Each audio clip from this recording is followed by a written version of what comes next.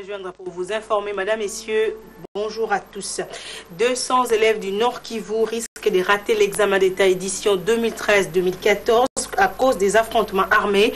L'ONG Redi, cité par Radio Capi, demande une trêve dans la traque des miliciens APCLS pour que ces élèves passent leurs examens. Les épreuves de la dissertation auront lieu les jeudis 15 mai prochain.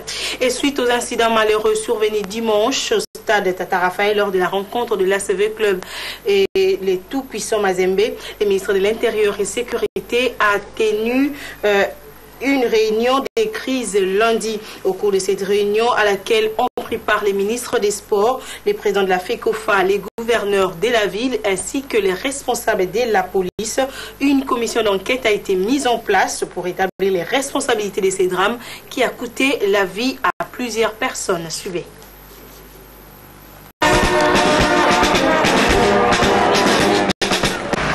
Les infirmiers pour l'engagement, Les ministres de l'Intérieur et Sécurité voulaient voir clair sur les incidents malheureux survenus dimanche au stade Tata Raphaël, causant la mort de 15 personnes, selon les premiers bilans officiels. Richard Mouyej-Manguez-Mons a convoqué ce lundi une réunion des crises à laquelle ont pris part les ministres des Sports, celui des médias, les gouverneurs de la ville, les présidents de la Fédération congolaise de football association et les responsables de la police. À l'issue de cette rencontre, une commission d'enquête pour établir les responsabilités a été mise en place. Lambert Mende précise qu'ils vont examiner la responsabilité des clubs concernés et des supporters. Les membres qui ont participé à cette réunion ont tenu à exprimer d'abord leur compassion à l'égard des familles qui sont éprouvées. Et on est très vite passé à l'examen de tout ce qui a pu se passer au niveau de l'organisation des activités, au niveau de la sécurité, les responsabilités en ce qui concerne les clubs sportifs, en ce qui concerne les groupes de supporters. Et une commission d'enquête a été mise en place pour approfondir les informations qui ont été fournies à la commission qui vient de se réunir. Et selon ce que nous avons pu apprendre, bien sûr, les responsabilités sont partagées. Cette situation inquiète les Quinois sur l'avenir du football en RDC. Retenez que les blessés de ces échauffourées sont internés à l'hôpital général des références Ex-Mamayemo, à l'hôpital du Cinquantenaire et à l'hôpital Saint-Joseph. 15 tonnes de riz, c'est les dons de l'Assemblée chrétienne de Kinshasa aux expulsés de la RDC du Congo-Brazzaville. L'évêque Pascal Mukuna l'a remis vendredi au président communal de la Croix-Rouge Kinshasa, Abdul Soko et Ben Mondo.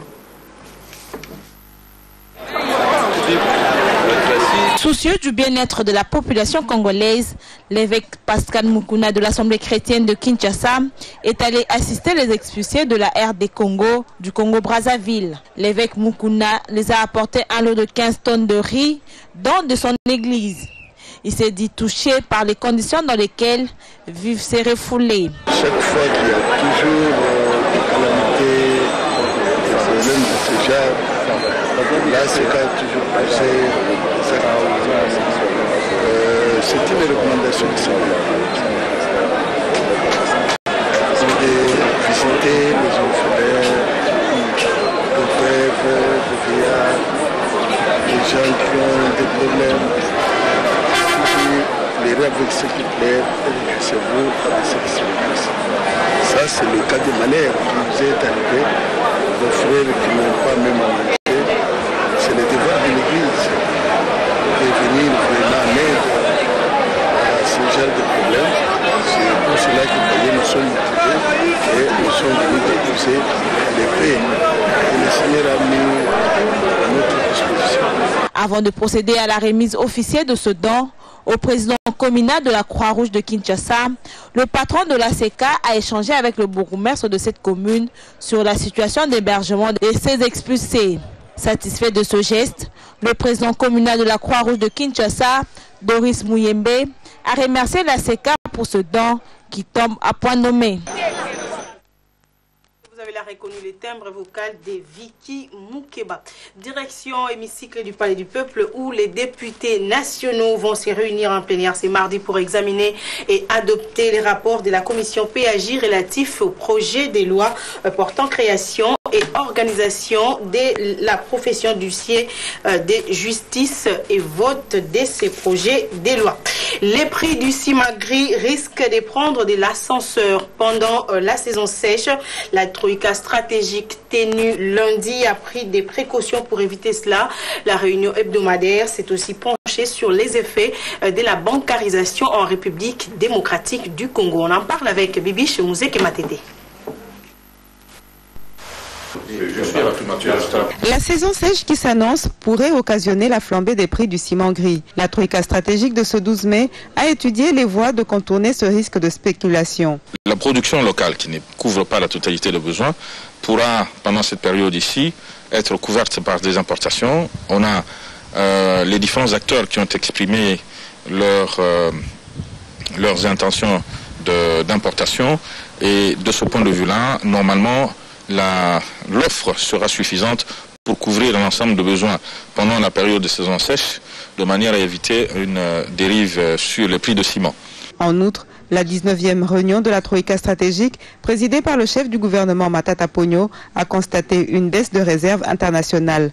Néanmoins, la bancarisation qui fait son bonhomme de chemin a permis de payer régulièrement les rémunérations des fonctionnaires d'une part et de maîtriser les doublons et cas de fraude d'autre part. La bancarisation nous a permis aussi de payer sur une base régulière, non seulement sur une base régulière les rémunérations des fonctionnaires et agents des services publics, mais aussi de leur verser leur rémunération intégralement. Les blessés de guerre n'existent plus, les tripatouillages qui étaient le fait des comptables publics n'existent quasiment plus.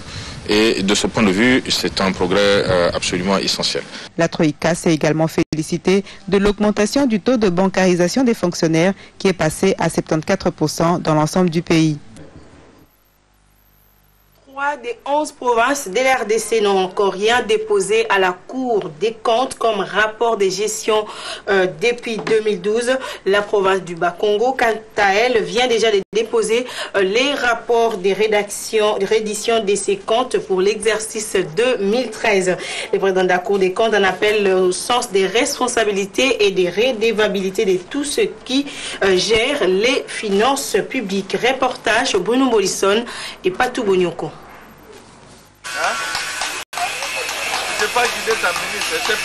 La gestion des publics est toujours soumise à un devoir de redevabilité vis-à-vis des contribuables. Conscient de cette exigence légale, le gouvernement provincial du Bas-Congo a déposé ce lundi à la Cour des comptes les rapports de la reddition de ses comptes pour l'exercice 2013. La ministre provinciale en charge du budget et finances, Odette Guéma, a dévoilé les différentes composantes de ces rapports. Il y a d'abord le projet dédié sur la reddition de comptes elle-même. Et ensuite, nous avons amené l'arrêté, puisque nous avons pris le pouvoir en cours de l'année. Et nous avions trouvé un budget, mais qui avait été promulgué par un arrêté. Et c'est cet arrêté que nous avons amené. Ensuite, à partir de cet arrêté, à partir de ce budget que nous avions trouvé, nous avions produit à l'époque le budget rectificatif. Parce que nous devions incorporer dans ce budget trouver notre propre programme. Nous allons toujours nous améliorer dans la gestion des finances publiques en nous conformant à toutes ces réformes qui sont mises en place. L'édit rectificatif du budget 2013 permet ainsi une accélération dans la légalité des grands travaux de modernisation de la province du Bas-Congo. Dans ses efforts d'améliorer sans cesse la gestion des recettes de la province, le gouverneur Jacques Mbadou prévoit l'organisation des séminaires sur la passation des marchés publics afin de bien outiller les soumissionnaires et les décideurs provinciaux. Tout en félicitant la province du Bas-Congo pour le dépôt de cette reddition des comptes dans les délais et en deuxième position, juste après la province du Sud-Kivu, le président de la Cour des comptes, Ernest Izemengia, invite les 8 autres provinces à le faire avant le 31 mai. Les ressources du gouvernement provincial, comme le gouvernement central gère, sont des ressources publiques. Et Et il y a un devoir de redevabilité. Ils doivent rendre compte aux citoyens. Ils veulent gérer comme des personnes, des institutions modernes qui rendent compte. Mais déjà, les provinces de l'Équateur, du Kassai oriental et du Maniema ont été citées en mauvais exemple pour n'avoir rien déposé comme rapport de gestion des finances publiques depuis 2012. Parlons maintenant de ces plaidoyers pour l'ASTIC. La vente des produits pharmaceutiques est un domaine exclusivement réservé aux pharmaciens. C'est dans cette optique qu'il faut comprendre l'action amorcée par les conseils provinciaux de l'ordre des pharmaciens en justice. En effet, 8 propriétaires des pharmacies non qualifiées ont été déférés devant la justice. L'action s'est déroulée au tribunal de paix des Matete. Georges Bakabakangese. On demande à ceux qui sont intéressés par les secteurs. Faisant l'état de lieu du commerce pharmaceutique dans la ville de Kinshasa, on s'est rendu compte que les produits pharmaceutiques sont vendus par le monsieur tout le monde, sans qu'ils soient inscrits à l'ordre des pharmaciens, sans qu'ils soient pharmaciens lui-même formés, encore qu'ils ne soient autorisés par le ministre de la Santé. C'est comme ça, en accord et d'une manière concertée avec l'ordre des pharmaciens de la ville de Kinshasa, après avoir sélectionné un certain nombre de pharmaciens dont les propriétaires ont été identifiés en leur nom et adresse pour une action pédagogique et pour mettre hors d'état de nuire quiconque s'évertuerait à vendre des produits pharmaceutiques alors qu'il n'est pas en règle avec l'ordre des pharmaciens. Nous avions entré à titre exemplatif 7 personnes et 8 personnes aujourd'hui au tribunal de grande instance, au tribunal de paix de Matete. Plus d'une fois, nous avons passé par les médias pour sensibiliser la population, n'est-ce pas, quant à la procédure à suivre pour exercer pour ouvrir une établissement pharmaceutique, n'est-ce pas, au public. Nous avons passé par la sensibilisation et nous avons dit qu'il y avait un deuxième volet qui était le volet judiciaire. Ceux qui comprennent le message de l'ordre vont soit se mettre en ordre par vis-à-vis de la loi ou décrocher. N'est-ce pas, parce qu'on ne peut pas jouer avec la population indéfiniment, comme c'est le cas maintenant. On se lève le matin, on est Kingandifan, comment ça va? C'est vraiment dangereux.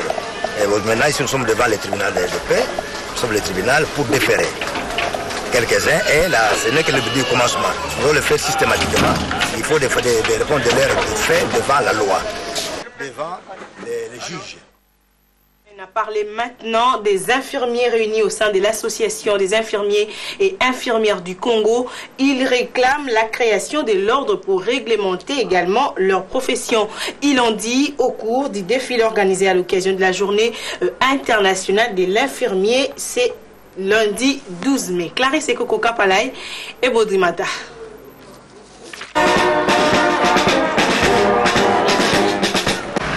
Les infirmiers pour l'engagement, une ressource vitale pour la mise en œuvre du cadre d'accélération de la réduction de la mortalité de la mère et de l'enfant. C'est sous ce thème qu'a été célébrée la journée de l'infirmière en RDC. C'est une occasion pour ces professionnels de santé de s'engager dans la lutte contre la mortalité. Nous prenons l'engagement de contribuer à la mise en œuvre du cadre d'accélération de la réduction de la mortalité de la mère et de l'enfant.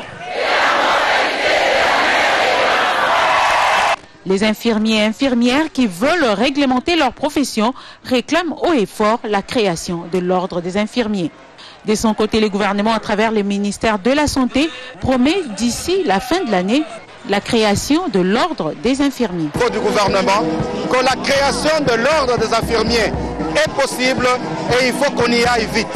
Le gouvernement est à pied d'œuvre et nous espérons que d'ici la fin de l'année, le processus sera très avancé. Et l'histoire et la culture RD congolaise sont depuis le mois d'avril à l'honneur en République des Corées. Des expositions et informations sur la culture congolaise sont d'actualité au centre Koika Global Village dans la ville de Séoul en Corée du Sud. Pour l'ambassadeur de la RDC en Corée, c'est une façon non seulement de promouvoir la culture de la RDC mais aussi de convaincre les investisseurs à se déployer en République démocratique du Congo. Pamphile Kayombo.